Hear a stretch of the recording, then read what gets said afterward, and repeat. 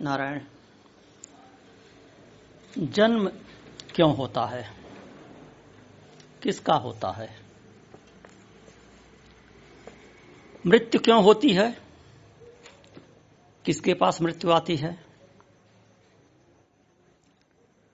प्रारब्ध किसको सताता है?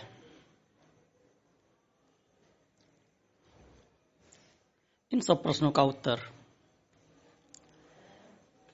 यमराज के द्वारा एक आख्यायिका में दिलाते हैं गुरु वशिष्ठ जी। नचिकेतोपाख्यान की भांति, जैसे कठोपनिषद में नचिकेता का उपाख्यान है, महाभारत में भी है कि नचिकेता और यमराज का संवाद हुआ। यमराज ने नचिकेता को वेदांत का उपदेश दिया, आत्मा का उपदेश दिया। तो यहाँ भगवान राम को गुरु वशिष्ठ जी आत्मा के बारे में बताते हुए नचिकेता के स्थान पर एक अन्य पात्र को रखकर उपदेश देते हैं, और वह पात्र अन्य कोई साधारण पात्र नहीं, साक्षात हिरण्यगर्भ हैं, ब्रह्मा है, जिनको इस आख्यायिका में आकाशज नामक ब्राह्मण कहकर संबोधित करते हैं। तो कहते हैं कि परम धर्मात्मा आकाशज नाम का एक ब्राह्मण है।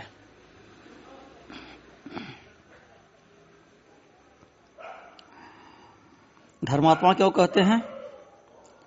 तद्यथा कृताय भीता या धरे या संयंती।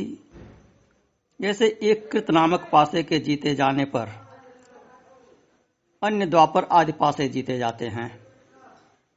अभी तो द्यूत विद्या की बात है, हम इसको ठीक से नहीं समझ पा रहे हैं। पुस्तक का पढ़ा हुआ वाचन कर रहे हैं। तो इसी प्रकार की श्रुति के अनुसार हिरण्य गर्भ पद प्रापक संवर्ग विद्योपासन रूप धर्म में संपूर्ण प्रजाओं के धर्मों का अंतर्भाव होने से वह परम धर्मात्मा कहा गया है। संवर्ग विद्या यह क्या है? यह अलग प्रकरण है, कभी छांदोग्य उपनिषद की चर्चा आएगी तब बताएंगे। ત્યાં कहते हैं परम धर्मात्मा आकाशज नाम का एक ब्राह्मण है। वह सदा ध्यान में तत्पर और प्रजाओं के हित में रत है। सदा ध्यान में तत्पर अर्थात तप के बल पर वह सृष्टि करता है। प्रजाओं के हित में रत है अर्थात प्रजा की सृष्टि करता है। यहां यही तात्पर्य है। तो जब वह बहुत काल तक जी गया, बहुत अवस्था उसकी हो गई, तो मृत्यु ने विचार किया कि मैं अक्षय हूं, मैं क्रम से सभी प्राणियों का संहार करता हूं, फिर मैं इस आकाशज विप्र को क्यों न खाऊं, किंतु इस पर मेरा वश क्यों नहीं चलता। जैसे पत्थर में तलवार की धार कुंठित हो जाती है, वैसे ही इस पर मेरी शक्ति कुंठित हो गई है। तो यह सब विचार करते हुए मृत्यु स्वयं आकाशज के पास गया, मेरु पर्वत के मध्य में स्थित सत्यलोक नामक उसके नगर में उसको मारने के लिए गया। उसके उपरांत मृत्यु आकाशज विप्र के घर में ज्यों ही प्रविष्ट हुआ, त्यों ही समाधि में उपस्थित होने वाले विघ्नों को हटाने के लिए ब्रह्मा द्वारा स्थापित प्रलयाग्नि के तुल्य अग्नि मृत्यु को जलाने लगी। मृत्यु अग्नि की ज्वालाओं को चीरते हुए भीतर गया। उसने उस आकाशज नामक ब्राह्मण को देखकर यत्नपूर्वक उसे हाथ से पकड़ने की इच्छा की।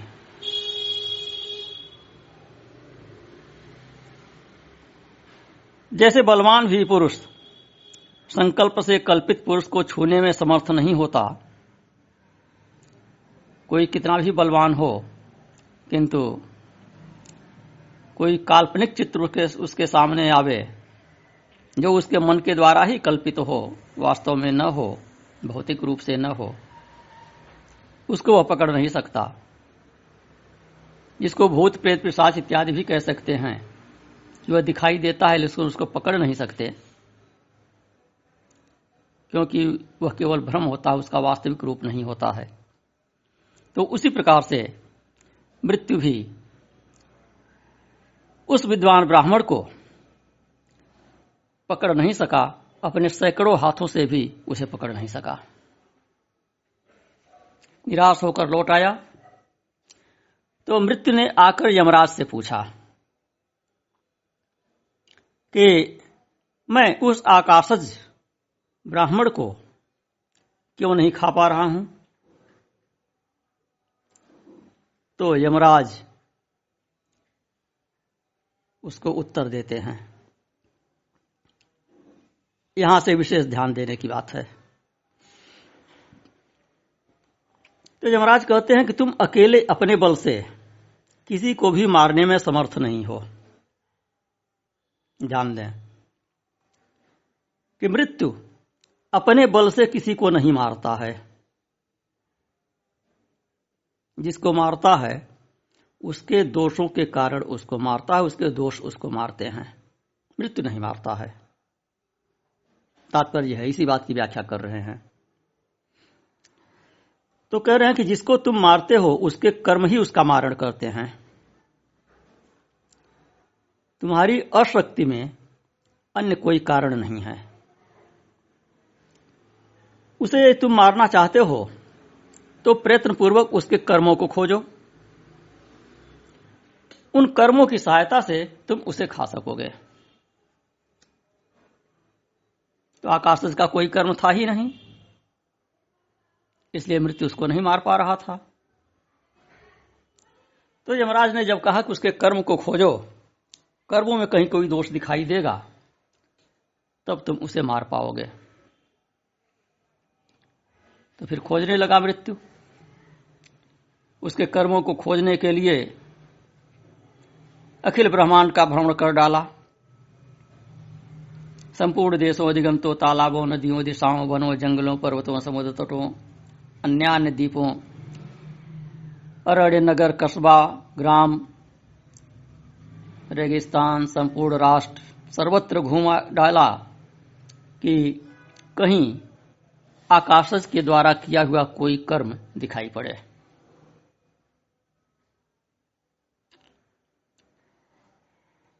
लेकिन संपूर्ण भूमंडल में, संपूर्ण ब्रह्मांड में घूमकर भी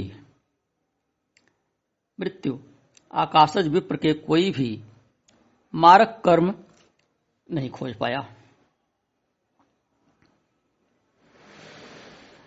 पुनः ये लौट कर आया यमराज के पास।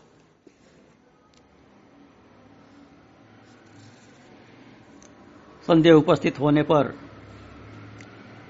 नौकर अपने स्वामी से ही स्पष्टीकरण चाहता है, उसी से उपाय पूछता है।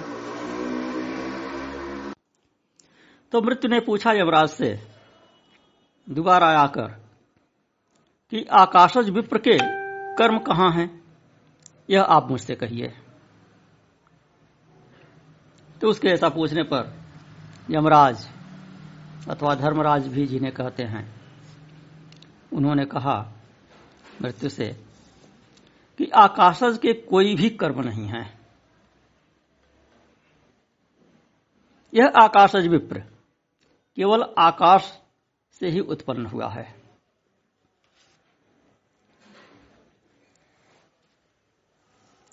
कर्म कैसे नहीं है?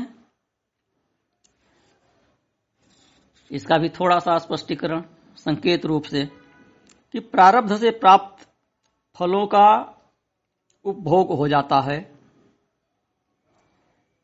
उपभोग करने से क्षय हो जाता है, वह क्षीण हो चुका है। संचित कर्मों का क्षय ज्ञान से हो जाता है, तो उसे ज्ञान प्राप्त हो चुका है, संचित कर्मों का क्षय हो चुका है। ये सब चीजें सन्यासी पर भी लागू होती हैं, इसलिए इसको हम कह रहे हैं। और आगामी कर्मों के बीज का अभाव हो जाने से आगामी कर्मों की फलों की उत्पत्ति होती नहीं है, क्योंकि वह भुने हुए बीज की तरह से होते हैं। वह कर्म होते हुए भी फल उत्पन्न नहीं करते हैं, तो इसलिए उसके कोई भी कर्म नहीं है, यह भाव है। तो कहते हैं आकाश से जो उत्पन्न हुआ है वह आकाश के समान निर्मल है। तो इसके मारण में तुम्हारी सहायता करने वाले अर्थात मृत्यु की सहायता करने वाले कोई भी कर्म नहीं है। और मृत्यु के सहायक कर्म कौन से होते हैं? अभिमान, राग, द्वेष इत्यादि जो कर्म होते हैं, अहंकार पूर्वक जो किए जाते हैं, ममता पूर्वक जो कर्म किए जाते हैं, कर्तापन के भाव से जो कर्म किए जाते हैं, फल की इच्छा से जो कर्म किए जाते हैं, वही सब मृत्यु के कारण बनते हैं, वही मृत्यु के सहायक होते हैं। तो कहते हैं जैसे वंध्या के पुत्र का और जैसे जिसका आकार उत्पन्न ही नहीं हुआ, उस प्राक्तन कर्म से कोई संबंध नहीं रहता, वैसे ही आकाश विप्र का प्राक्तन कर्म से तनिक भी संबंध नहीं है। प्राक्तन कर्म अर्थात पूर्व का कर्म, पहले का कर्म, पूर्व जन्म का कर्म। तो वंध्या का पुत्र वह तो व्याघात है, होता ही नहीं है। कल्पना कर लीजिए वंध्या का पुत्र, अगर पुत्र है तो वंध्या कैसे, वंध्या है तो पुत्र कैसे? तो ये केवल कल्पना में ही हो सकता है वंध्या पुत्र, वास्तव में तो वंध्या पुत्र हो नहीं सकता है। तो इसी प्रकार से ज्ञानी के कर्म नहीं होते हैं। जिस प्रकार वंध्या का पुत्र नहीं होता, जिस प्रकार आकाश में वृक्ष नहीं होता है, उसी प्रकार अविद्या आदि कारणों का या निर्विकार तत्व के विकार के हेतुओं का अभाव होने से, विकार का संबंध न होने के कारण वह आकाश रूप ही है।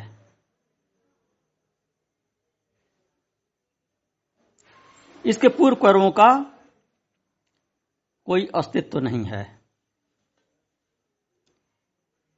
यदि शंका हो कि कायिक कर्म भले न हो पर मानसिक कर्म हो सकते हैं, तो कहते हैं इस पर कि उसके पूर्व कर्मों के अभाव से इसका चित्त अवश्य नहीं है।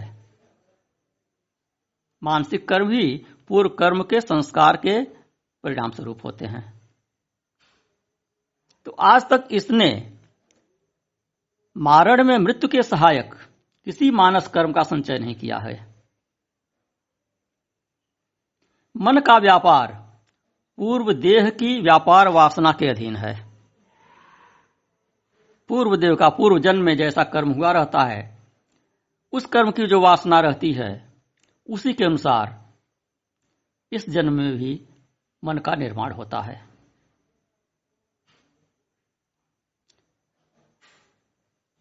तो इस प्रकार आकाशोप रूप, आकाश कोश रूप यह आकाशज ब्राह्मण निर्बल आकाश रूपी अपने कारण में नित्य स्थित है।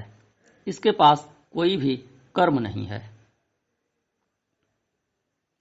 प्राक्तन कर्म इसके हैं नहीं, अर्थात पूर्व जन्म के कर्म इसके हैं नहीं। आजकल यह कुछ कर्म करता नहीं।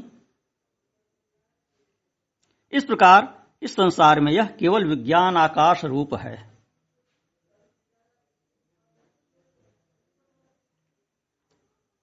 प्रश्न उठता है कि यदि कुछ भी कर्म नहीं करता तो हम लोगों को यह प्राणन क्रिया से युक्त एवं काय व्यापारवान कैसे दिखाई देता है? तो इसका उत्तर देते हैं कि इसका प्राण व्यापार या कायिक कर्म जिसको हम लोग देखते हैं उसको हम लोग ही अपनी अज्ञान जनित भ्रांति से देखते हैं। इसकी उसमें सत्यता बुद्धि नहीं है। विशेष ध्यान देने की बात है। दोबारा सुने कि यह जो प्राण इत्यादि क्रिया कर रहा है, प्राणन इत्यादि क्रिया कर रहा है, इसका जो रूप दिखाई पड़ रहा है वह वास्तव में है नहीं। न तो यह प्राणन क्रिया कर रहा है और न ही इसका रूप है। वह अज्ञानी लोग केवल देख रहे हैं, अपने भ्रम के कारण देख रहे हैं। जिनकी प्राण में और रूप में सत्यत्व बुद्धि है, जो दृश्य को, आंखों से दिखाई देने वाले दृश्य को जो सत्य समझते हैं, उन्हीं के लिए वह प्राण है, वह रूप है। ज्ञानी की दृष्टि में है ही नहीं। ज्ञानी की इस शरीर में सत्यत्व बुद्धि नहीं है। इसका भावार्थ आज के संदर्भ में, ज्ञान के संदर्भ में, सन्यासियों के संदर्भ में यह है। फिलहाल यहां तो आकाशज की बात कर रहे हैं, उसकी बात कर रहे हैं जिसका चर्म चक्षु से भी कोई देख ही नहीं सकता है, इस चक्षु से नहीं देख सकता है, लेकिन वह मृत्यु को दिखाई दे रहा था, यमराज को दिखाई दे रहा था। सूक्ष्म से सूक्ष्म स्तर है, हम लोग उसको नहीं देख सकते हैं, मृत्यु से देख सकता था। तो मृत्यु को भी यमराज कह रहे हैं कि तुम अपने अज्ञान के कारण उसे देख पा रहे हो, क्योंकि तुम जो देख रहे हो उसको सत्य समझ रहे हो, और जिसको तुम देख रहे हो वह उसको, अपने आप को, वह अपने प्राणन क्रिया को, अपने शरीर को सत्य नहीं समझ रहा है, इसलिए उसकी दृष्टि में वह है नहीं। और वह जब है नहीं तो तुम उसको पकड़ कैसे सकते हो? तुम देख रहे हो लेकिन पकड़ नहीं सकते हो।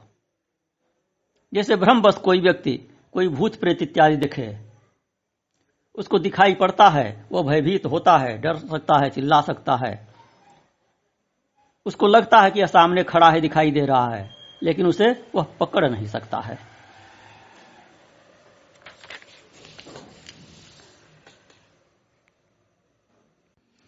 तो फिर वह अपने बारे में कैसे सोचता है? ब्रह्मा अपने बारे में, वह आकाशज विप्र अपने बारे में कैसे सोच रहा है? क्या सोच रहा है कि मैं कौन हूं, क्या मेरा रूप है? तो उसकी बुद्धि यह है कि मेरा आकार परम पद से भिन्न है, ब्रह्म से भिन्न है, लेकिन है ब्रह्म ही। तो चैतन्य रूप स्तंभ में, चैतन्य रूपिणी प्रतिमा, मेरा आकार ब्रह्म से भिन्न है, ऐसी वासना करती हुई सी स्थित है। मेरा यह स्वरूप वासना मात्र ही है, वास्तविक नहीं है, ऐसी उसकी बुद्धि है। जैसे जल में द्रवत्व है, तरलता है, जैसे आकाश में शून्यता है, और जैसे वायु में स्पंदता है, स्पंदन है अर्थात गति है, वैसे ही परमार्थ रूप से आकाशभूत यह आकाशज विप्र परम पद में स्थित है। इसके न आधुनिक कर्म है, न संचित कर्म है, और न प्राक्तन कर्म है। इसलिए यहां पर यह संसार के वश में नहीं है। संसारी लोग इसे नहीं देख सकते हैं और तुम भी इसे नहीं पकड़ सकते हो। सहकारी कारणों का अभाव होने पर जो उत्पन्न होता है, सहकारी कारण अर्थात एक कर्म, तो बिना कर्म के जो उत्पन्न होता है वह अपने कारण से भिन्न नहीं होता, ऐसा अनुभव है। और कारण न होने के कारण वह स्वयंभू है।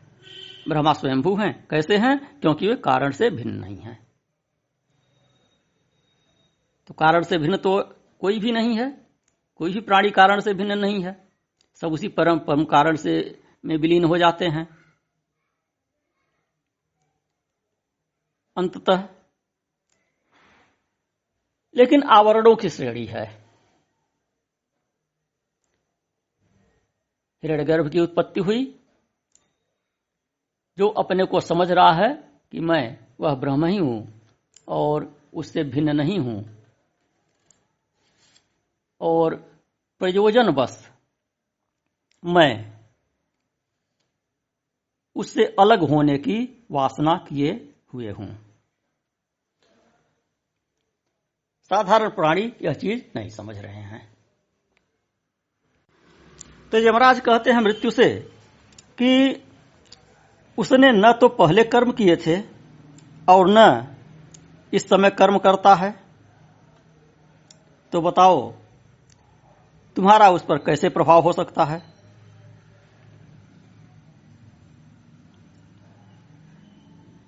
जिस जीव का पृथ्वी आदि से रचित देह ही मैं हूं ऐसा निश्चय है, वह मूढ़ पार्थिव देह ही होता है। यह ब्रह्मा जिस समय सत्य संकल्प बुद्धि से मृत्यु की कल्पना करेगा, उसी समय तुम उसको पकड़ सकते हो। ब्रह्मा की भी मृत्यु होती ही है, आयु होती है ब्रह्मा की, उनका भी विनाश होता है। तो जब सत्य संकल्प बुद्धि से जो आयुमान निर्धारित है ब्रह्मा का जो पूर्ण होता है, तो वह अपने अवसान की कल्पना करता है और उसका भी अवसान हो जाता है। उस समय वह काल के वश में हो जाता है, मृत्यु के वश में हो जाता है। तो कहते हैं कि जिस समय सत्य संकल्प बुद्धि से मृत्यु की कल्पना यह करेगा, उसी समय तुम उसको पकड़ सकोगे। पृथ्वी, जल, अग्निवायु, तेज, आकाश इत्यादि से निर्मित देह का ग्रहण न करने के कारण, पांच भौतिक देह न होने के कारण यह आकाशज ब्राह्मण देहवान अर्थात आकारवान नहीं है। तो आकार नहीं है उसका, तो तुम पकड़ कैसे सकते हो? कितनी ही मजबूत रस्सी हो, उससे आकाश को नहीं बांध सकते। उसी प्रकार जिसके कोई कर्म नहीं है, जो निर्गुण है, उसको तुम नहीं बांध सकते। निरवयव है, जिसके कोई कर्म नहीं है, उसके कोई गुण नहीं है, उसका कोई अवयव नहीं है, कोई अंग नहीं है, तो उसको तुम नहीं पकड़ सकते हो। फिर मृत्यु ने प्रश्न किया कि शून्य से अज की उत्पत्ति कैसे होती है? अज उसी ब्रह्मा को कहते हैं। तो अज का अर्थ ही है अजन्मा, तो फिर इसकी उत्पत्ति कैसे हुई? अजन्मा का जन्म कैसे हो गया? यह बात मुझे समझाइए। तथा पृथ्वी इत्यादि कैसे हैं? नहीं है तो कैसे नहीं है, यह भी मुझे समझाइए। सामान्य लोग सोचेंगे कि यह कैसा प्रश्न है कि पृथ्वी आदि कैसे हैं? पृथ्वी आदि तो दिखाई दे रहे हैं सम्मुख, मिट्टी है, पत्थर है, पहाड़ है, नदी है, जंगल है, मैदान है, ये सब पृथ्वी है, दिखाई दे रहा है।